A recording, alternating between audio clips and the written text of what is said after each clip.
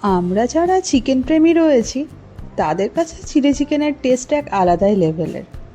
আর রেস্টুরেন্টে গেলেই মেনু কার্ডের দিকে তাকালে চিলি চিকেনের দিকে চোখ যাবে না, বা চিকেনের কোনো একটা রেসিপি অর্ডার করতে গেলে চিলি চিকেনের কথা মাথায় আসবে না এমন মানুষ খুব কমই রয়েছে। আমি সেদিন বাড়িতে চিলি চিকেন বানিয়েছিলাম, সার্ভ করেছিলাম মিক্সড ফ্রাইড রাইসের সঙ্গে। তো আজকে আমি কিভাবে বাড়িতে চিলি চিকেন বানাই সেটাই আপনাদের সাথে শেয়ার করব। নমস্কার সকলকে, আমি অর্চিতা, অর্চিমিত রেসিপি মার চ্যানেলে সকলকে স্বাগত জানাই নতুন রেসিপিতে। এবারে বলি প্রসেসটা। একটা বড় মিক্সিং বলে অ্যাপ্রক্স 450 থেকে 500 গ্রাম চিকেন নিয়ে তাতে 1 teaspoon vinegar, 1/2 teaspoon dark soya sauce, 1/2 teaspoon নুন, একটা ডিমের কুসুম, 1 teaspoon ginger garlic paste, 1/4 teaspoon গোলমরিচ গুঁড়ো, এগুলোকে ভালোভাবে প্রথমে চিকেনের সাথে মিশিয়ে নিতে হবে। উপকরণগুলোকে আপনারা চামচ বা হাতের সাহায্যেও মিশিয়ে নিতে পারেন। তারপরে ঢাকা দিয়ে 30 মিনিটের জন্য ম্যারিনেশনে রেখে দেবো। এরই মধ্যে দেখিয়ে দেবো কী কী ব্যবহার করছি চিলি চিকেন বানাতে। বড় বড় করে কেটে নেওয়া ক্যাপসিকাম, পেঁয়াজ, তার সঙ্গে ছোট ছোট করে কেটে নেওয়া পেঁয়াজ কুচি, পেঁয়াজ পাতা, এই সমস্তগুলো আমি রেখে দিলাম একটা সাইডে কেটে। প্রায় 30 মিনিট হয়ে গিয়েছে, এগুলো সুন্দরভাবে ম্যারিনেট হয়ে গিয়েছে। 4 চা চামচ পরিমাণে দিয়ে দিয়েছি কর্নফ্লাওয়ার। খুব ভালোভাবে কর্নফ্লাওয়ারটাকে চিকেনের সঙ্গে মিশিয়ে নিতে হবে। এখানে বলে রাখি, আমি কিন্তু চিকেনটা কিছুটা ছিল বোনলেস এবং কিছুটা ছিল উইথ বোন। আপনারা চাইলে পুরোটাই বোনলেস চিকেনে চিলি চিকেনটা বানাতে পারেন। এরপরে একটা কড়াইতে বেশ খানিকটা পরিমাণে তেল গরম করে নিয়ে একে একে চিকেনগুলোকে দিয়ে দিতে হবে কড়াইতে। কম আছে 7 থেকে 8 মিনিটের জন্য একটা সাইড ভালোভাবে ভেজে নিয়ে তারপরে উল্টিয়ে দিয়ে 7 থেকে 8 মিনিটের জন্য কম আঁচেই অপর সাইডটাকেও ভেজে নিতে হবে। দেখবেন দুই সাইডটা এরকম গোল্ডেন ব্রাউন কালার করে ভাজা হয়ে যাচ্ছে। যখন দেখবেন এরকম কালার করে ভাজা হয়ে গেছে, একে একে প্লেটে এগুলোকে তুলে নিতে হবে। আর অবশ্যই ভাজার সময়তে মাথায় রাখবেন গ্যাসের ফ্লেম কমিয়েই ভাজবেন, না হলে বাইরেটা সুন্দরভাবে ভাজা হয়ে যাবে, ভেতরটা কাঁচা থেকে যাবে, ফলত খেতে ভালো হবে না। দেখতেই পাচ্ছেন কালারটা এরকমভাবে চেঞ্জ হয়ে গিয়েছে। একে একে তেল থেকে চিকেনগুলোকে তুলে নিয়ে ওই একই তেলে দিয়ে দেবো এখানে কিউব আকারে কেটে রাখা পেঁয়াজ। মাঝারি আঁচেই পেঁয়াজগুলোকে ভেজে নিতে হবে।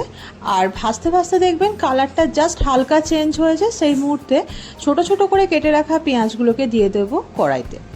আমি এখানে ছোট পেঁয়াজ ব্যবহার করি এই কারণে, বেশ সুন্দর একটা গামাখা গামাখা ভাব আসে, যার ফলে ফ্রাইড রাইস দিয়েই হোক বা রুটি, নান, পরোটা যে কোনো কিছুর সঙ্গে আপনি সার্ভ করুন না কেন, খেতে বেশ সুন্দর লাগে। তো সমস্ত পেঁয়াজগুলো হালকা ভেজে নেওয়া হয়ে গেলে দিয়ে দেবো এখানে কিউব আকারে কেটে রাখা ক্যাপসিকামগুলো, এবং ক্যাপসিকাম আর পেঁয়াজটাকে 1-1.5 মিনিটের জন্য ভেজে নিয়ে দিয়ে দেবো এখানে টমেটো, যেটা পুরোপুরি অপশনাল, চাইলে দিতে পারেন, না হলে স্কিপ করতে পারেন। আমি টমেটোটাকে দুরকমভাবে কেটেছি, একটা কিউব আকারে কেটেছি এবং একটা ছোট ছোট আকারে কেটেছি। দুটোকেই ভেজে নেব। আর তার সঙ্গে আগে থেকে চেরা কাঁচা লঙ্কা দিয়ে দেবো এখানে।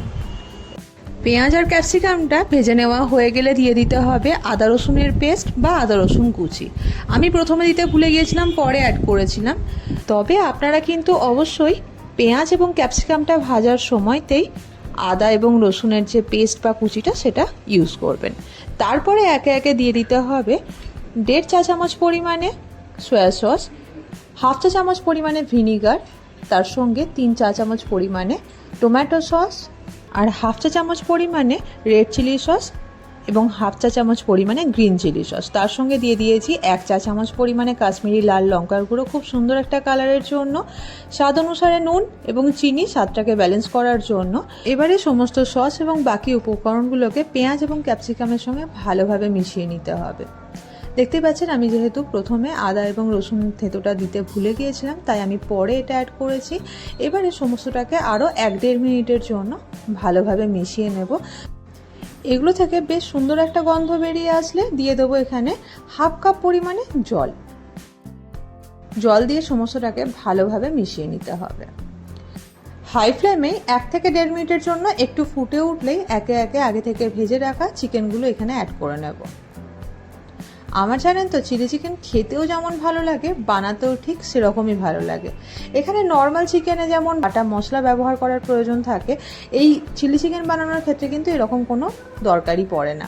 বেশ সহজেই কিন্তু রান্নাটা করা হয়ে যায়। চিলি চিকেন কিন্তু অলমোস্ট রেডি। আপনারা চাইলে এরপরে 2 টেবিল চামচ পরিমাণে কর্নফ্লাওয়ার স্লারিও অ্যাড করতে পারেন, যেটা নর্মালি চিলি চিকেনে অ্যাড করা হয়ে থাকে। তবে আজকে আমি কিন্তু একদমই নর্মাল চিলি চিকেনের থেকে একটু হাটকে ঘরোয়া স্টাইলে চিলি চিকেন বানিয়েছি, সেই কারণে খুব সহজে এটা তৈরি হয়ে যায়। ওপর থেকে দিয়ে দিয়েছি বেশ কিছুটা পরিমাণে পেঁয়াজ পাতা কুচি, এবং তার সঙ্গে পেঁয়াজ পাতার নিচে যে অল্প একটু পেঁয়াজের অংশ থাকে সেইটাই ছোটো ছোটো করে কুচি করে দিয়েছি, এবং ওপর থেকে দিয়ে দিয়েছি সাদা তিল। গ্যাসের ফ্লেম অফ করে দিয়েছি, আর চিলি চিকেন একদম রেডি হয়ে গিয়েছে। চলুন সার্ভ করে দেখায়। আমি এই চিলি চিকেনটা সার্ভ করেছিলাম মিক্সড ফ্রাইড রাইসের সঙ্গে।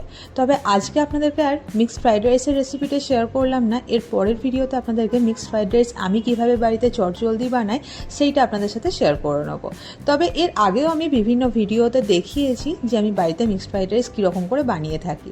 তাই আজকে শুধুমাত্র আপনাদেরকে চিলি চিকেনের রেসিপিটাই দেখালাম যে আমি কিভাবে এত সহজে এবং কম সময়তে ঝটপট চিলি চিকেন বানাই, তাও আবার ঘরোয়া স্টাইলে। তবে এই প্রসেসে যদি একবার ভুল করে চিলি চিকেন বাড়িতে বানিয়ে ফেলেন, তাহলে আর রেস্টুরেন্ট যাওয়ার কথা মাথাতেও আসবে না। যখনই চিলি চিকেন খেতে ইচ্ছা হবে তখনই মনে হবে বাড়িতেই এই প্রসেসে বানিয়ে ফেলি। একবার বানিয়ে দেখবেন, দারুণ খেতে লাগে।